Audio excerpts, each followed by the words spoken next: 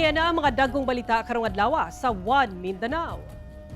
Banay sa mga namatayng piloto sa FA-50 fighter jet nga nahagsa sa Mount Kalatungan Range sa Talakag, Bukidnon, miduaw na sa punerarya sa Cagayan de Oro City.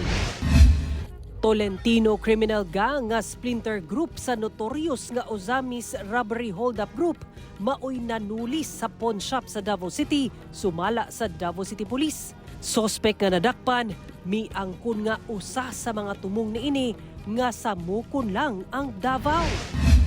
Mga power bank nga lapa sa 160 watt-hours, gibawal ng dalahon sa eroplano, sumala sa kaap.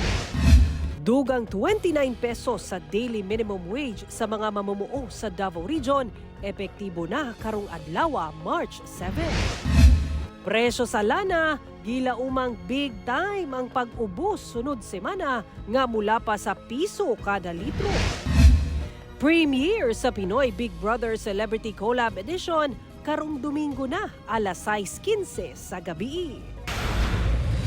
Ito ang GMA Regional TV One Mindanao.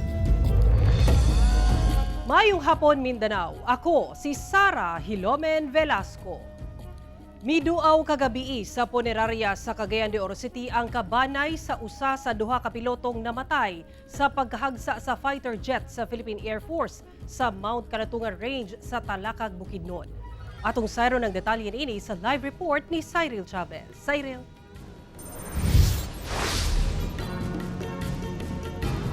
Sara, emosyonal ang kabanay ni First Lieutenant April John A.J. Dadulya atol silang pagduaw sa punerarya kagabi dinhi sa Cagayan de Oro City. Nahibiling magbanay, nagpabilin matud pang lig-on sa ilang giatubang karon nakalit pagpanaw sa ilang mahal sa kinabuhi. Pasado alas 9 kagabi, miduaw ngadto sa punerarya sa Cagayan de Oro City ang pamilyang Dadulya aron duawon ang patayng lawas sa ilang mahal sa kinabuhi nga si First Lieutenant April John A.J. Dadulya. Kinsa usa sa duha ka namatayng piloto human mahagsa ang ilang gimanehong FA-50 fighter jet sa Philippine Air Force sa Mount Kalatungan Range sa Talakag, Bukidnon niadtong Miyerkules. Kinamduman nga kabahin sila sa mihatag og air support sa engkwentro tali sa kasundaluhan og mga miyembro sa NPA sa Bukirong Bahin sa Kabanglasan, Bukidnon. Nagdugay sulod sa pipila ka minutos ang pamilyang Dadulya sulod sa punerarya. Ayha kini migawas ug miuli na pagbalik sa ilang panimalay. Gani atol sa pakiginabi sa GMA Regional TV 1 Mindanao kang Jovenel Dadulya, ang igsuon ni First Lieutenant AJ, ilabihan ang ilang kaguol sa kalit nga panghitabo. Siyempre naguol kay mo may nahitabo sa ako ang igsuon pero wala man gyud mi mabuhat kay mo man na ang nahitabo. Apan matud pa, nagpabilin silang lig-on alang kang First Lieutenant AJ. Kamo as a family unsa mo stay strong lang gyapon mo. Of course kay dili man pwede magpaluyo-luyo.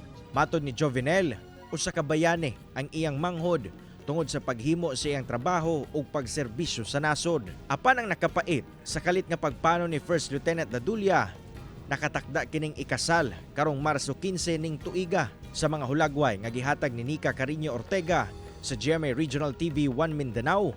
Kita pa ang mga maayong memorya ni Dadulya uban ang iyang fiancé sa ilang gihimong prenup shoot niadtong milabayng bulan. Ginasulayan pa sa GMA Regional TV 1 Mindanao nga makuha ang pahayag sa fiancé ni First Lieutenant AJ Dadulya apan wala pa kini mitubag sa atong mga mensahe.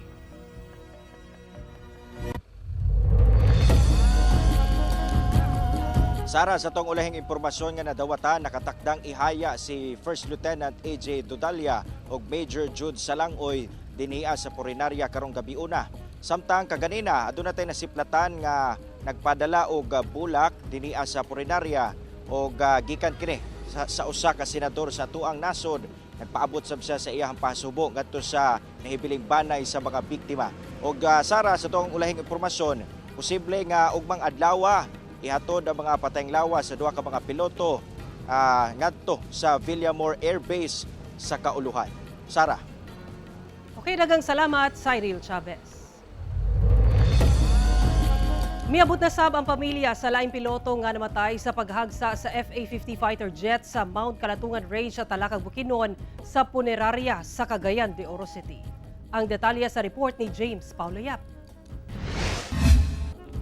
Gikumpirma ni Philippine Air Force Tactical Operations Wing, Eastern Mindanao Command, Acting Wing Commander, Colonel Ryan Reyni Sonsa, nga ana sa Cagayan de Oro City ang kabanay ni Major Jude Salangoy, usa sa duha ka mga piloto nga namatay ato sa plane crash sa Mount Kalatungan, Bukidnon niadtong Lunes sa kadlawon. Si Salangoy, usa ka tubong Cordillera Region, samtang pipila ka mga kabanay sab ni First Lieutenant AJ Dadulya ang nahidangat na sa Punerarya apan nagdumili na sila sa pag-atubang sa kamera. Sigon ni Colonel Sonsa, iyan ang nahinabi ang duha ka kabanay sa mga piloto ug nalatag na sabkuno nila ang mga plano alang sa pagtransport sa mga patayng lawas paingon sa Villamor Air Base. Nandito na yung dalawang families. Yung kagabi, nakita niyo naman kagabi, di ba? That's the father of AJ Dadulya. Yung isa, The family of Major Salangoy. Ang immediate wish is to give them the proper care. Kahit na ano na nga yan, pero proper care pa rin. Siyempre, loved ones yun eh. Sumala ni Colonel Sonsa, palisuray gayud ang pagkuha sa patayng lawas sa mga piloto dito sa crash site. Yung hirap ng terrain, alam naman natin kung gaano yung terrain doon, maulan. Those are the things na kinoconsider, kaya may na-delay na isa, kaya may nauna na isa. Dugang ni Colonel Sonsa hulaton sa pamilya sa duha ka piloto nga mahuman ang forensic examination nga gipahigayon sa Scene of the Crime Operatives o SOCO. As much as possible, we want it to be sent off sa Manila nga. Kasi doon yung honors. We want to give them the proper hero's honors. So dito siguro they can siguro maybe they will stay for few hours or even an overnight stay. Kauban si Makoy Sempron, James Paulo Yap, 1 Mindanao. Epektibo na karong adlaw ang Marso 7 ang dugang 29 pesos sa minimum nga inadlaw nga suhulan sa mga mamumuo sa Davao Region. Kay nunubang una na ang giaprobahan sa Regional Tripartite Wages and Productivity Board Region 11 nga mahimo ng 510 pesos ang daily minimum wage sa mga trabahante sa non-agricultural sector gikan sa kasamtangang 481 pesos. Samtang alang sa mga anaa sa agricultural sector, mahimo ng 505 pesos ang minimum nga inadlaw nga suhulan gikan sa 476 pesos. Sa impormasyong nakuha sa GMA Superradyo Davao, gipaklaro sa RTWP PB11 nga nasubay sa Wage Rationalization Act ang giaprobahang 29 pesos nga pagsaka sa minimum nga suhulan sa Davao Region. Human ang hugot nga pagtuon ug evaluation sa kasamtangang kondisyon sa ekonomiya ug konsultasyon gikan sa nagkariyang ahensya ug sa publiko.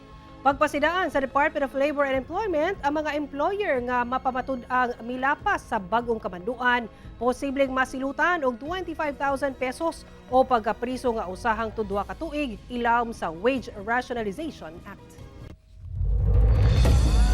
Good news alang sa mga motorista kay posibleng big time ang iubos sa presyo sa mga produktong petrolyo sunod semana. Sumala sa Oil Industry Management Bureau sa Department of Energy base sa 4-day trading. Posibleng anaa sa piso og 40 centavos kutob piso og 70 centavos kada litro ang iubos sa presyo sa gasolina. Samtang 90 centavos kutob piso og 20 centavos kada litro ang ikunhod sa presyo sa diesel. Og piso og 50 centavos kada litro og piso og 70 centavos matag litro ang rollback sa presyo sa kerosene. Ang maong pag-ubos sa presyo sa lana sunod semana gumikan sa pagdaghan sa stock sa krudo sa Estados Unidos, planong pagdugang og output sa OPEC Plus sunod bulan o uban pa. Mamahimo pa kini mga usab base sa resulta sa trading karong adlaw. Usa ka patayng lawas ang nakaplagaan sa sapa sa Barangay Kalinan proper sa Davao City. Nagtuo ang kabanay nga nahulog sa sapa ang biktima hinungdan sa iyang kamatayon. Ani report ni Argil Relator. Usa ka nagkulob na nga patayng lawas sa lalaki ang nakaplagan sa sapa sa Purok 7 Barangay Kalinan proper Davao City Biyernes sa buntag.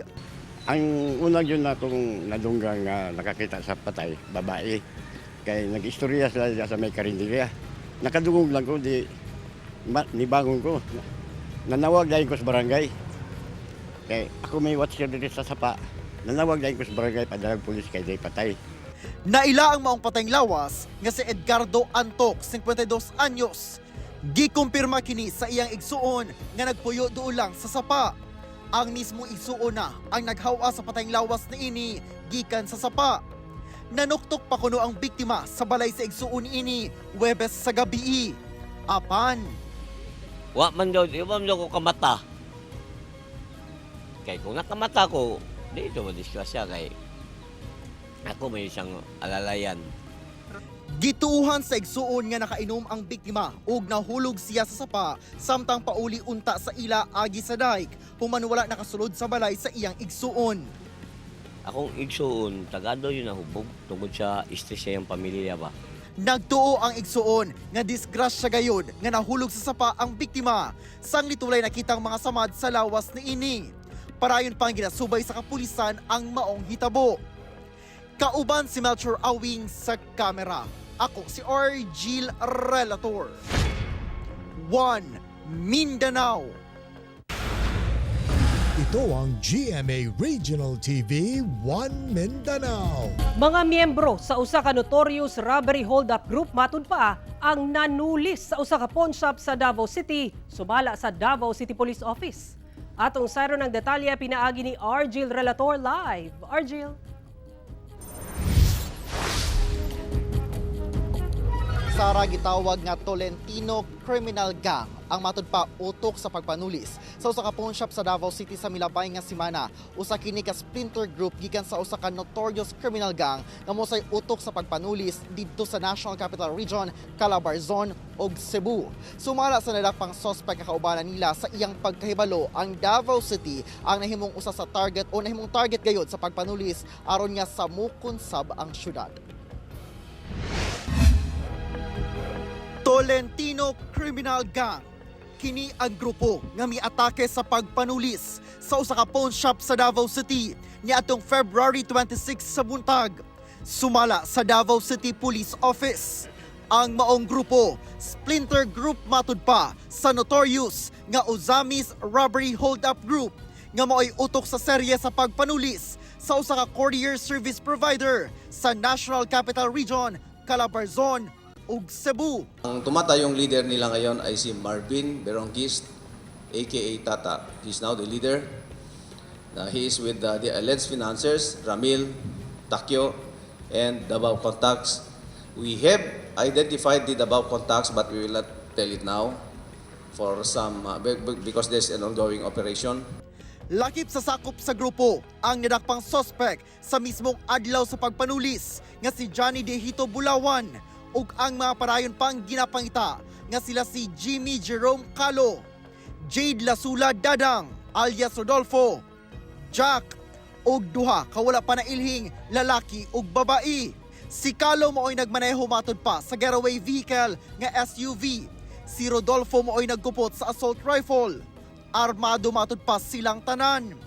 Si Bulawan ug Marvin Berongis na priso na ni atong 2015 sa Parañaque City Jail sa kasong robbery ug si Calo sa kasong paglapas sa Comprehensive Dangerous Drugs Act.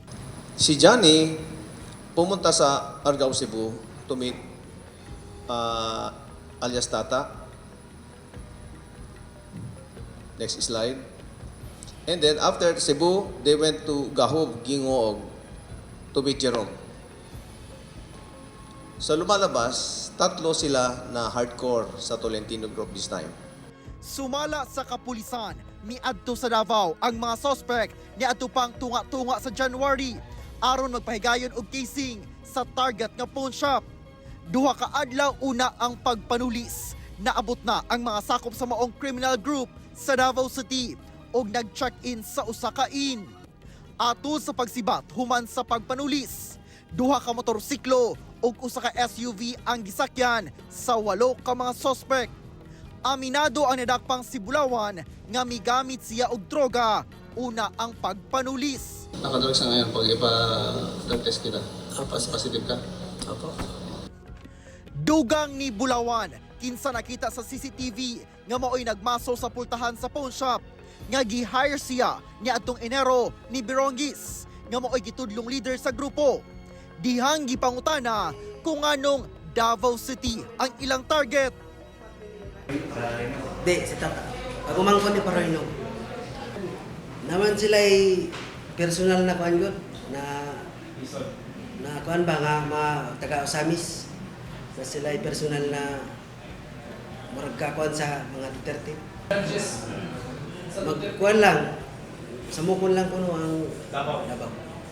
Miapil matud pa siya sa grupo sa pagpanulis aron nga makakwarta. Pero ako tinuod lang dili man ta ko modayon adto kay pagkahibaw na akong Davao. Dili wala lang ko ka back out kay wala naman ko pamasahe pa uli sa Manila. Napili matud pa nila ang maong pawn shop human na bantayan nila sa pagpanubay nga luag ang security niini. Kuan nga mukunoy mas maayo luag og kuan ba bantay nya napoy sunod mas mahal ko na ang mga sunod mga original ko no. Apan atol sa hitabo, dunay duha ka mga naka-duty nga security guards ang pawn shop ug dunay naka-install nga security system nga konektado matud pa sa police station. Ginakuhaan pa sa GMA Regional TV 1 Mindanao ug pahayag ang lokal nga kagamhanan sa Davao City kalabot sa gipang ingon sa suspect. Sara gikumpirma sa Davao City Police nga nakagawas na sa syudad ang uban pang mga suspect. Samtang na-file na ang patong-patong nga kaso batok kanila o ginahulat na lang ang arrest warrant gikan sa korte aron nga sila pangita og dakpon. Sara. Okay, daghang salamat, Argil Relator. Good news alang sa mga mamalitay kay posibleng mubarato ang presyo sa bugas sa Bangkerohan Public Market sa Davao City karong bulana. Sa pagpanubay sa GMA Super Radio Davao, nagpabiling mapalit sa 40 pesos hangtod 42 pesos per kilo nga bugas gikan sa Cotabato, Bansalan sa Davao del Sur ug Banay-Banay sa Davao Oriental. Gisiguro sab sa mga vendor ang daghang supply sa bugas, gani ni kusog usab sumala pa ang palit karon sa lokal nga bugas. Gilantaw nga sa tunga-tunga hangtod katapusang bahin sa Marso, mas mubarato ang presyo sa bugas tungod sa harvest season karong semana. Samtang nagpabilin sa 48 pesos hangtod 53 pesos ang kilo sa mga imported nga bugas sa Bangkerohan Public Market. Arestado ang 8 ka individual dihang nabungkag sa pideya ug kapulisan ang usa ka drug den sa Carmen, Davao del Norte. Sa impormasyong nakuha sa GMA Super Radio Davao gikan sa PDEA Region 11, target sa operasyon ang usa ka alias Tata, kinsa gingong maintainer sa drug den, kinsa positibo usab sumala pa nga napalitan og pakete sa gituang shabu, bugti ang buy bust money sa otoridad. Ato sa pagronda sa otoridad kagahapon sa kadlawon, naabtan sa lugar ang 7 ka individual, kinsa gingong mibisita sa drug den, hinungdan nga lakip sila sa giaresto. Ubay-ubay ka pakete sa gituang shabu ang nasakmit sa otoridad nga gibana-bana ang ana sa 20 grams ug nagkantidad og kapin 180,000 pesos. Nakakustudiya na sa Carmen Municipal Police Station ang mga sospek sa posibleng mag-atubang og kasong pagsupak sa Republic Act 9165 kun Comprehensive Dangerous Drugs Act. Wala sila'y pahayag. Usa ang patay samtang usasab ang kritikal human gipamusil sa ilang higala nga kainom sa Matanao, Davao del Sur. May gula sa investigasyon sa Matanao Police nga nag-inom ang 2 ka lalaking biktima sa balay sa lalaking sospek nga ilarasab higala sa Purok 6 Barangay Bagumbayan sa Matanao, Davao del Sur Huwebes sa gabi. Kalit lang matud pa nga gipamusil sa sospek ang mga biktima sa makadaghang higayon. Dead on the spot ang usa samtang kritikal ang kahimtang karon sa ospital sa laing usa pa. Giling misigat ang sospek human sa krimen. Na-recover sa crime scene ang 2 ka balinis ug 5 ka basyo sa .45 nga pusil. Parain pang ginasuta sa kapulisan ang motibo sa pagpamusil sa mga biktima. Karon lang adlaw mi surrender na sa kapulisan ang sospek. Ginaandam na sab ang pagpasangat og tukmang kaso bato kaniya. Wala pa kini mihatag og pahayag. Literal nga, hello Philippines, hello world na this Sunday sa Pinoy Big Brother Celebrity Collab Edition. Muabli na ang bahay ni Kuya para sa another historic collab sa GMA Network ug ABS-CBN. Mailhan na nato ang sparkle ug star magic magic artists nga mikasas sa hagit nga magpakatotoo. Sigurado ang big surprises o bigger drama sa unforgettable season sa PBB. Catch PBB Celebrity Collab Edition sa GMA Network og 6:15 PM na matag weekends ug 10 PM matag weeknights. Doon na say live stream sa samang oras sa Pinoy Big Brother YouTube page, Kapamilya Online Live ug I Want TFC.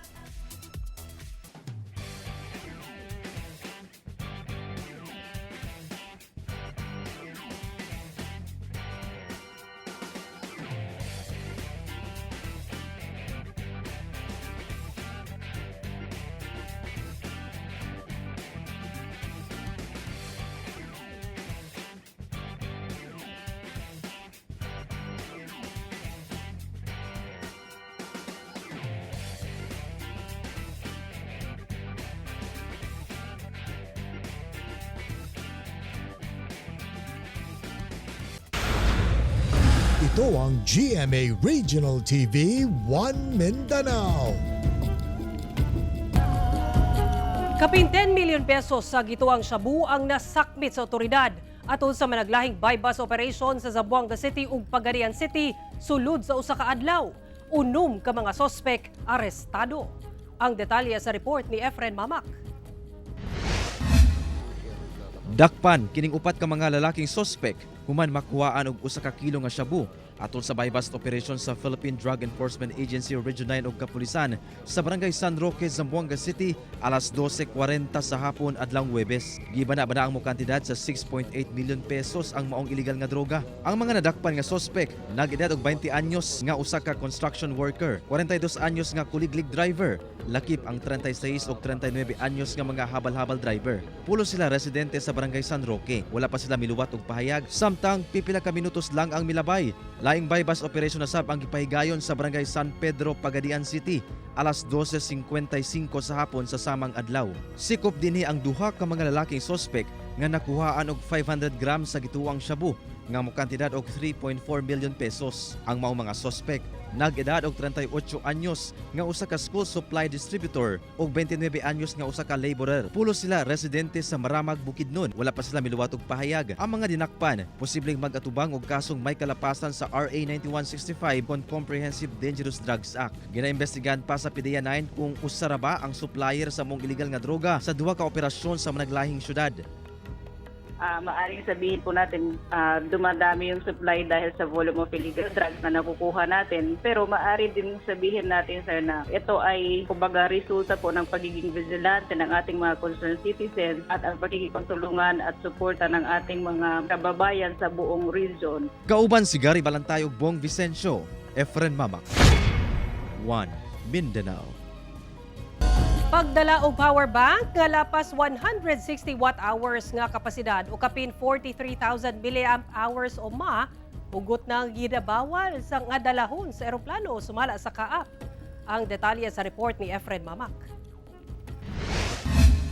Walay mapalit nga power bank nga lapas 160 watt-hours o ana sa sobra 43,000 mAh o ma ang kapasidad dinhi sa usa ka tindahan sa cellphone accessories sa Barangay Dadyanga South, General Santos City. Sagad sa mga power bank nga baligya, ana sa 65 to 100 watt-hour o kutob kapi na 27,000 mAh lang. Butang nga pasado pa i-hand carry sa mga pasahero sa eroplano. Apan, kadtong mga power bank nga nasa tunga-tunga sa 1,000 watt-hours hangtod 160 watt-hours, gikinahanglan na og airline approval una ma-hand carry sa eroplano. Apan, kadtong power banks nga lapas sa 160 watt-hours, dili na gayud pwede dadon. Matud sa Civil Aviation Authority of the Philippines kon Kaap Gensan, ang power bank usa ka portable lithium battery device nga delikado sab. Higher than that, hindi na papayagan because of yung power bank nga kung nasa check-in baggage maaring mag-init that will cause fire. So a recent incident na accordingly yun ang naging cause dahil na ang ating power bank na beyond the required ay chinek-in, so nag-cause ng fire doon sa isang airlines. Kung ugaling madalag yapon kini sa mga pasahero, pwede kining kumpiskahon ug i-turn over sa Security Intelligence Service Unit sa Kaap. Hinoon, pwede kining makuha pagbalik sa tagya o ma-turn over sa kabanay. Ang ito rin yung mga katulad na nakakonfiscate na mga security restricted items na inuhulog namin sa box. This one, by next week, mag-uusap kami with yung sa security kung ano yung dapat gawin. Kung may na-confiscate, dapat i-declare nila upon para bigyan sila ng parang tag or something like that para upon return or maklaim nila. Gipagawa sa kaap ang maong painomdom gumikan sa pipila ka insidente sa sunog sa mga flight sa eroplano nga posibleng nagsugod sa mga power bank. Base sa regulasyon sa kaap, bawal i-check-in sa mga bagahe ang power bank kay gi-konsidera kining fire hazard. Gawas sa power bank, mamay mo sab nga i-hand carry ang mga laptop ug cellphones apan bawal kini sa overhead bin. Inay gunitan lang o anaadol sa pasahero aron paspas mabantayan kung galing doon na kini diferensya atol sa flight. Kauban si Gary Balantay ug Bong Vicencio, Efren Mamak. 1 Mindanao. Fun ang angay atangan sa Gensan. Dihang makisadya ang pipila ka Kapuso Stars sa 16th Bulad Festival ugmang adlaw. Dive into the fun. Tara na sa General Santos City ug makiselebrate with Kapuso Stars Paul Salas and Luke Conde. Kay makisadya sila sa pagsaulog sa 16th Bulad Festival ugma Marso 8 sa alas 8 sa gabi sa JP Rizal Street sa Barangay Kalumpang sa Gensan. Busa kita-kits ugma mga kapuso. Alang sa mga Tagumenya, dunay libreng theoretical driving course nga gitanyag ang LTO Tagum District Office karong bulan sa Marso. Agig pagsaulog sa National Women's Month karong bulana, nagtanyag ang LTO Tagum District Office og libreng theoretical driving course alang sa kababainan nga gusto mokuha og student permit edad 16 years old pataas. Ipaygahin kini sa Marso 11 kutob 14. Ang maong seminar gikinahanglan alang sa pagkuha og student permit. Mao kato mo kaling balita sa Mindanao karong adlaw, mamahimo ninyo kini makita pag-usab pinaagi sa pagbisita sa official website sa GMA Regional TV o bisita ang among official YouTube channel o i-click ang subscribe button para sa pinakauling balita. Daghang salamat sa atong mga kapuso sa Mindanao nga nagalantaw kanamong sa atong mga kapuso abroad. Padayon lang sa pagtutok sa mga lokal nga balita matag adlaw tungod sa GMA Regional TV. Local News Matters. Kami ang GMA Regional TV 1 Mindanao, tibok pwersa para sa mas na komisyon ug mas halapad nga pagserbisyo sa nasod. Happy weekend mga kapuso! Mag-amping kita kanunay og Happy International Women's Month sa ato mga kababayan.